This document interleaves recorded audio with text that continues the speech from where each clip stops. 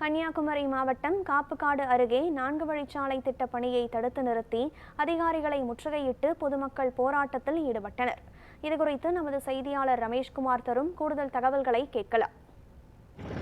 கன்னியாகுமரி மாவட்டத்தில் நீண்ட வருடங்களுக்கு பிறகு தற்பொழுது பல்வேறு பகுதிகளில் 4 வழிச்சாலை திட்ட பணிகள் துவங்கியிருக்கும் இந்த நிலையில் கடந்த 2010ஆம் வருடம் நிலம் கையகப்படுத்திய நிலையில் இதுவரையிலும் உரிய இழப்பீடு வழங்கவில்லை என கூறி 12 கிராம மக்கள் தொடர்ச்சியாக போராட்டம் என்பது நடத்தி வருகின்றனர். நாம் தற்பொழுது நிற்கும் பகுதி காப்பிக்காடு பகுதியில் நின்று கொண்டிருக்கிறோம். இந்த பகுதியை பொறுத்த அளவில் பார்க்க முடியும், இதுவரையிலும் இந்த பகுதியில் 4 வழி சாலை திட்ட பணிகள் துவங்காத நிலை என்பது இருந்து கொண்டிருக்கிறது. இந்த நிலையில் இன்றைய தினமும் இங்கு இந்த 4 வழி சாலை திட்ட பணியை துவங்க இங்கு வந்திருக்கும் அதிகாரிகளை இங்கிருக்கும் மக்கள் சிறைப்பிடித்திருக்கின்றனர். தொடர்ச்சியாக இந்த பகுதியை பொறுத்த அளவில் விழாத்துறை, அதே போன்று கப்பியறை, அகஸ்தீஸ்வரம், தோவாலை என 12 கிராம மக்களுக்கு இதுவரையிலும் உரிய இழப்பீடு வழங்கவில்லை என்ற ஒரு குற்றச்சாட்டை இந்த பகுதி மக்கள் முன்வைத்து தொடர்ச்சியாக கடந்த பல ஆண்டுகளாக தொடர் போராட்டம் என்பது நடத்தி வருகின்றனர்.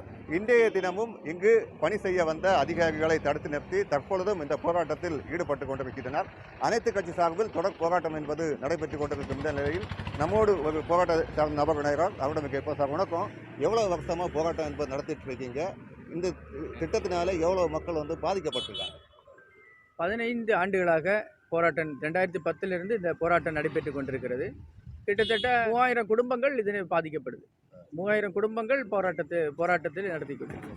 2010 நம்முடைய கன்னியாகுமரி மாவட்டத்தில் 20 கிராமங்கள் தேசிய நெடுஞ்சாலை 47 AB இதுக்காக ஒதுக்கப்பட்டது.